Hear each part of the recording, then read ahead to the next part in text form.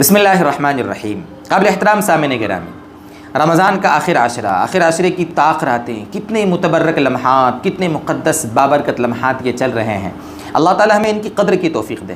ان میں بھی جو طاق راتیں ہیں نا، بڑی اعلیٰ ہیں۔ ان طاق راتوں میں ایک رات ہے جس کو 1000 مہینوں سے افضل بتایا گیا ہے۔ قرآن کریم میں مستقل ایک سورت اس سے شب قدر کے بارے میں اتری ہے۔ بڑے مبارک اور بڑے مقدس، بڑے خوش نصیب ہیں وہ لوگ جن کو اللہ تعالیٰ رمضان کے آخر عشرے کی طاق راتوں کی عبادت کی توفیق دیں، اور خاص طور سے اللہ تعالیٰ انہیں شب قدر عطا فرما دے اور شب قدر میں وہ عبادت کر لیں۔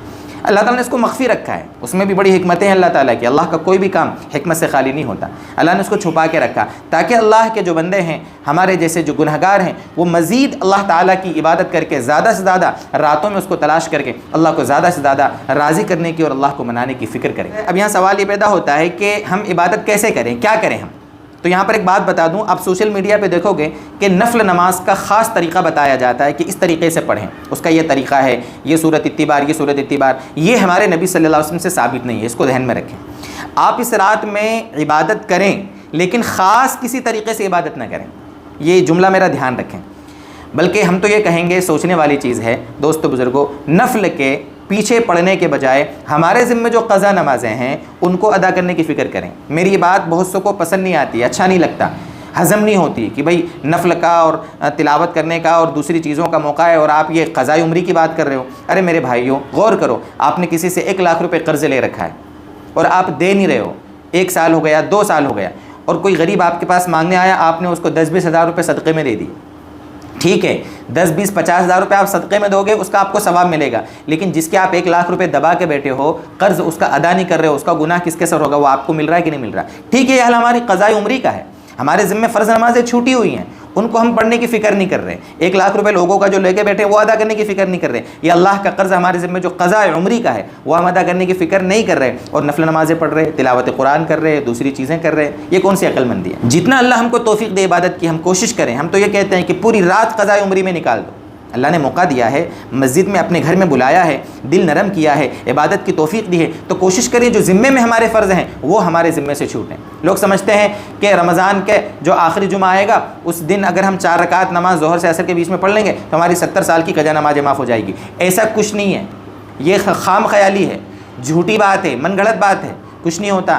تم 100 رکعت بھی پڑھا لوگے نا ظہر سے عصر کے بیچ میں جمعے کے دن، تب بھی آپ کی جو فرض نمازیں ذمے میں ہے وہ ادا نہیں ہوں گی۔ کہ لوگوں نے گمراہ کر کے رکھا ہے کہ بس آپ یہ کر لو، اتنا کر لینے سے ذمے سے ادا ہو جائے گی، ایسا کچھ بھی نہیں ہے۔ جتنی بالغ ہونے کے بعد سے آپ کے ذمے فرض نماز ہے، کوئی لڑکا ہو یا لڑکی، مرد ہو یا عورت، اس کو اپنی وہ نمازیں قضا کرنا پڑیں گی۔ ایک نماز کو الگ الگ قضا کرنا پڑے گا۔ کیسے کرنا ہے اس کے لیے مستقل ہمارا ایک کلپ موجود ہے، اس کو بھی دیکھیں، اس کی لنک بھی ڈسکرپشن باکس میں، کہ قضاء عمری پڑھنے کا صحیح طریقہ کیا ہے۔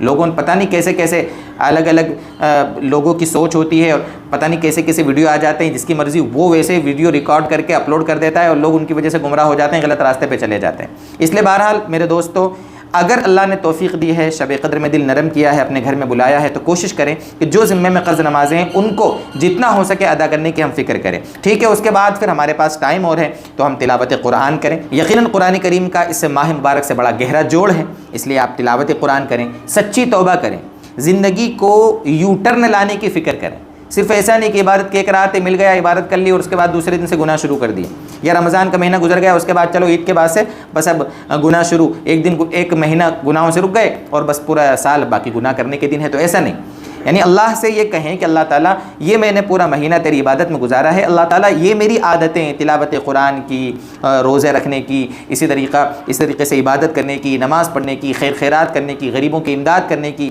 ایک دلوں میں ہمدردی کا جذبہ، توبہ، دعا، اللہ میری عادت سال بھر بنائے رکھنا، اس کی اللہ سے اس رات میں توفیق مانگے۔ اللہ تعالیٰ نے اس کو اسی لیے آخر عشرے میں رکھا ہے تاکہ دوسری عبادتیں ہم اللہ سے قبول بھی کروا لیں اور آگے صحیح نیکیوں کی عادت کی اللہ سے توفیق مانگ لیں۔ اسی طریقے سے اللہ موقع دے، صلاۃ التوبہ پڑھیں، توبہ کی نماز، جو گناہ ہم ہو جاتے ہیں زندگی میں ان سے توبہ کی نماز پڑھیں۔ صلاۃ التسبیح پڑھیں، صلاۃ التسبیح کا مستقل طریقہ ہم نے ویڈیو اپلوڈ کی تھی، آپ اس کی لنک بھی ڈسکرپشن باکس میں دیکھ لیں، وہاں پر ہے۔